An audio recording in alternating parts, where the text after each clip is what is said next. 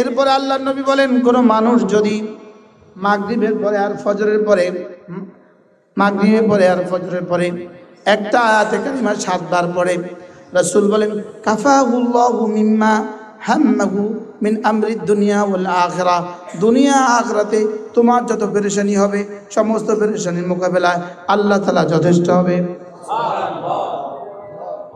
হাসবি আল্লাহু লা ইলাহা ইল্লা হু আলাইহি তাওয়াক্কালতু ওয়া হুয়া রাব্বুল আরশিল আযীম।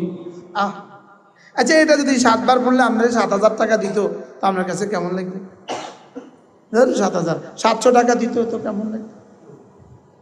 হ্যাঁ, অথচ এখানে রাসূল ঘোষণা দিয়েছেন আল্লাহ তাআলা যথেষ্ট হবে। আচ্ছা, আল্লাহ যদি যথেষ্ট হয় আর কি কি লাগবে? শুধু বিশ্বাসের দুনিয়া গজব লাগছে, বলেন বিশ্বাসের দুনিয়ায় কি লাগছে? আগুন লাগছে, আগুন। বঙ্গবাজারে আগুন লাগে না, বিশ্বাসের দুনিয়াতে আগুন লাগছে। বিশ্বাসের দুনিয়াতে আগুন লাগছে। মাশাআল্লাহ। এরপরে রাসূল বলেন, কোন মানুষ যদি 5 ওয়াক্ত নামাজের পরে 33 বার পড়ে সুবহানাল্লাহ, 33 বার পড়ে আলহামদুলিল্লাহ, 34 বার পড়ে আল্লাহু আকবার, তাইলে গুফরাত খাতায়াহু, গুনাহগুলোকে মুছে দিবে। ওয়া ইন কাসুরাত, গুনাহ যত বেশি হোক না কেন। পুরস্কার আসল না কর্মটা আসল? তো পুরস্কার যদি এত বড় হয়, কর্মটা কত বড়? এবার কেমনে পড়বেন বলেন? আমি যতদূর পড়ি এই ধরনের করবেন, অ্যাডভান্স কোনটা? হা না, হা করেন, হা বড় করেন, হা হা হা সুবহানাল্লাহ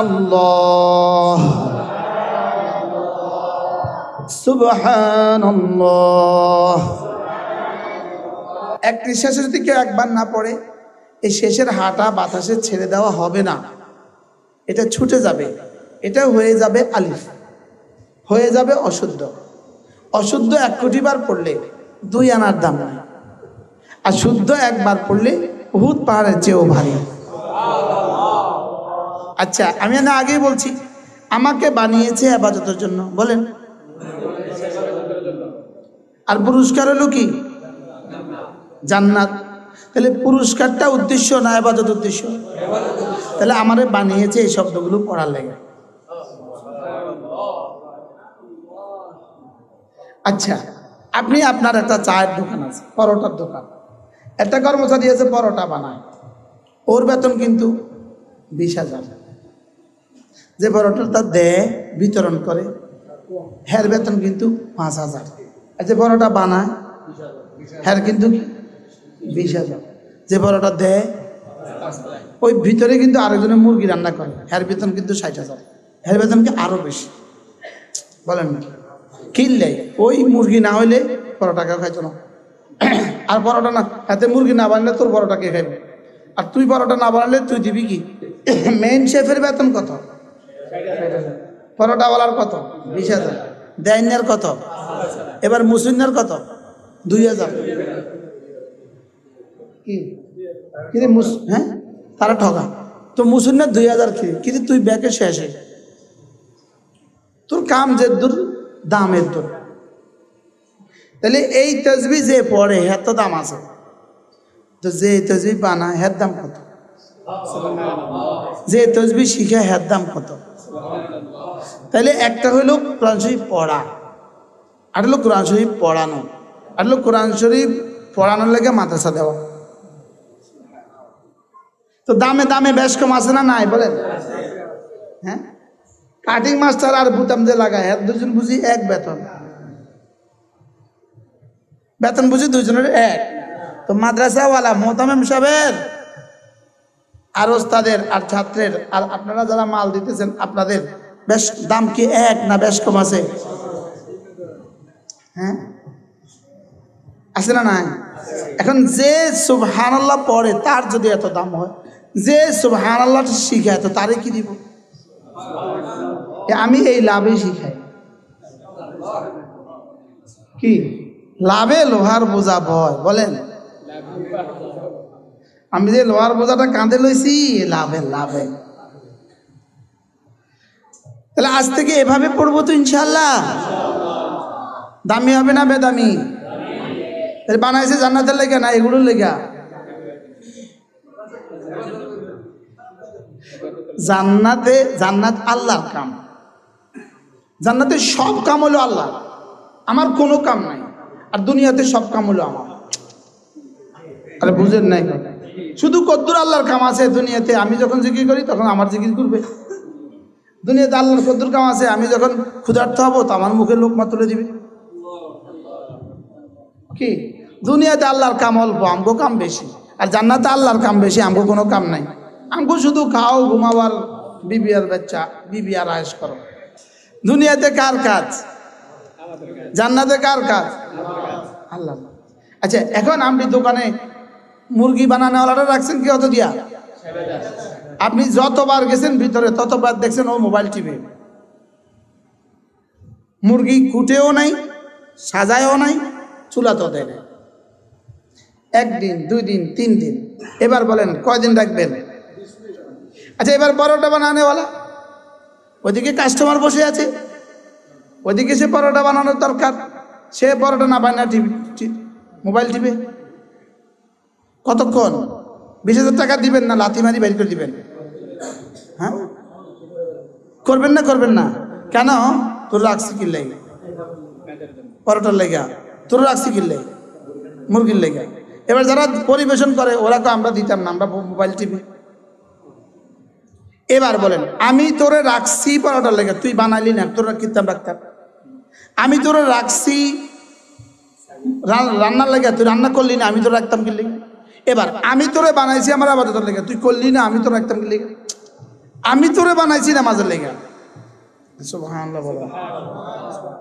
আমি তোকে বানিয়েছি নামাজের জন্য, বলেন, রোজার জন্য, হজের জন্য, যাকাতের জন্য, জিকিরের জন্য। হ্যাঁ, মোবাইল টিপতে বানাইছি। কবে কে কইছে আমারে মোবাইল টিপতে বানাইছে? কবে কেউন বানানেওয়ালা বলছে যে আমি তোমারে বানিয়েছি মোবাইল টিপার জন্য? ওমা খালাকাতুল জিন্না ওয়াল ইনসা ইল্লা লিয়াবুদুন। হ্যাঁ, দোকানদারি কেন করবা? দোকানদারি না করলে পেট হবে না, পেট না হলে না দাঁড়াতে পারবা না, দাঁড়াতে না পারলে নামাজ পড়তে পারবা না। তাহলে দোকানদারি করতে হবে তোমার নামাজের জন্য। সুবহানাল্লাহ। তাহলে এটা ইবাদতের সহযোগিতা হিসাবে, এটা ইবাদত। হ্যাঁ, আনুষঙ্গিক ইবাদত। দোকানদারি করা কি? এখন সে দোকানেই করে, মসজিদে আর যায় না, আর মসজিদে যায় দোকানদারি করে, এটা ইবাদত। সুবহানাল্লাহ। মসজিদে যায় জুতা সিলায়, মসজিদেও যায় জুতাও সিলায়, মসজিদে যায় কাপড়ও বানা। হ্যাঁ, মসজিদে যায় এবার টাইলসও বেছে।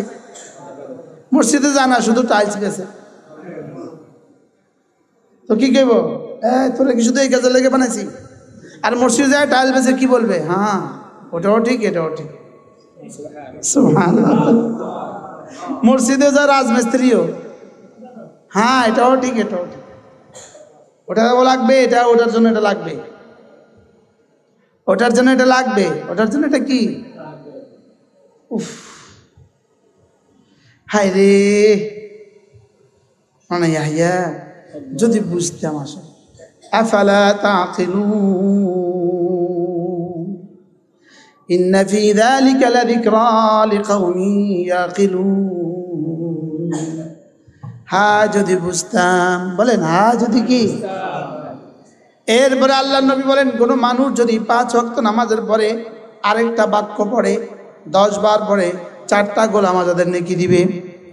লা ইলাহা ইল্লাল্লাহ ওয়াহদাহু লা শারীকা লাহু লাহুল মুলকু ওয়া লাহুল হামদু ওয়া হুয়া আলা কুল্লি শাইইন কাদির।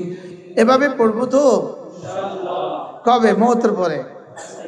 মওতের পরে ফুল ফ্রি হয়ে যাবেন, আর কোনো দোকানদারিও হবে না, কোনো কোনো কাস্টমার আসবে না, কোনো আর টেনশন হবে না। এই জন্য মৌতের পরে খুব পড়বেন, কেমন ফুল ফ্রি হয়ে যাবেন মৌতের পর। মাওলানার ওই দেয়ালে একটা সুন্দর লেখা পাইছে, কালিমাতুল হিকমা দাওয়াল্লাতুল হাকিম, একটা সুন্দর লেখা পাইছে। গুনাহ করার আগে 3টা জিনিস ভাবো। 1 নম্বর, আল্লাহ তোমাকে দেখছেন। 2 নম্বর, ফেরেশতা লিখছেন। বলেন তো 3 নম্বর, আর যে কোনো সময় মৃত্যু চলে আসতে পারে। মুখস্থ করেন তো, আল্লাহ তাআলা, ফেরেশতা, আর যে কোনো সময়, ঠিক ওই মুহূর্তে মৃত্যু হয়ে পড়ছে। তুমি যখন গভীর থেকে গভীরে ঢুকে আছো, হৃদয়ের ভালোবাসা উজাড় করে দিয়ে, কি শুধু তুমি আর ও তো আর কেউ না, ওরা তো সে বলা যাবে না, কারণ ওটা তো ছবি, ওটা তো বস্তু, এটা ব্যক্তি না। ছবি কি বস্তু না ব্যক্তি? বস্তু না বস্তুর ছায়া।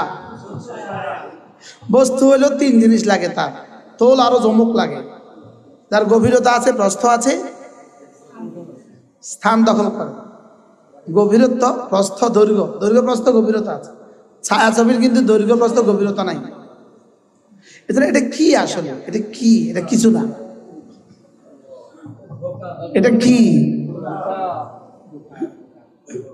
কিন্তু একবার সুবহানাল্লাহ পড়তে কত কষ্ট, এই 40 মিনিট যে কত কষ্টে কাটছে।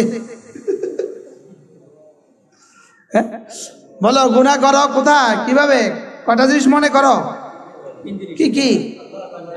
আল্লাহ তাআলা দেখছেন, ফেরেশতারা লিখছেন, আর যে কোনো সময় মৃত্যু। আপনি কি এটা দেখে বলছেন? আমি ওটার সময় দেখছি। কত কথা পাওয়া যায়। আল্লাহ আমাদের সবাইকে বোঝা মানা সহজ। এই মাদ্রাসাটাকে কবুল করেন। প্রতিদিন আসরের পরে, মাগরিব পরে, এশার পরে, ফজরের পরে, জোহরের পরে একটু একটু সময় এভাবে দিবেন।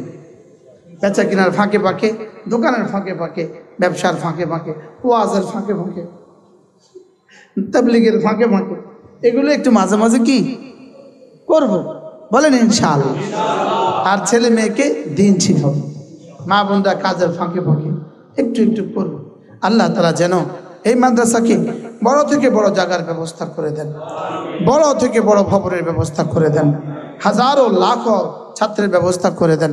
যারা এই বছর হাফেজ হয়েছে, যারা পড়তেছে, এক এক বাচ্চাকে আল্লাহ তাআলা জামানার কাসেম নানুতুবি বানিয়ে দেন। আল্লাহ এক এক বাচ্চাকে জামানার মাদানী বানিয়ে দেন। আল্লাহ বাংলাদেশের বিরুদ্ধে যত ষড়যন্ত্র আসবে, সব ষড়যন্ত্রের মোকাবেলা এদের এক একজনকে মুমিনে কামেল, মুসলিমে কামেল, মুহাজিরে কামেল, মুজাহিদে কামেল বানিয়ে দেন। আল্লাহ আমাদের সবাইকে কবুল করেন। সুবহানাল্লাহি বিহামদিহি, সুবহানাকাল্লাহুম্মা বিহামদিক, আশহাদু আল্লা ইলাহা ইল্লা আনতা, আস্তাগফিরুকা ওয়া আতুবু ইলাইক। যদি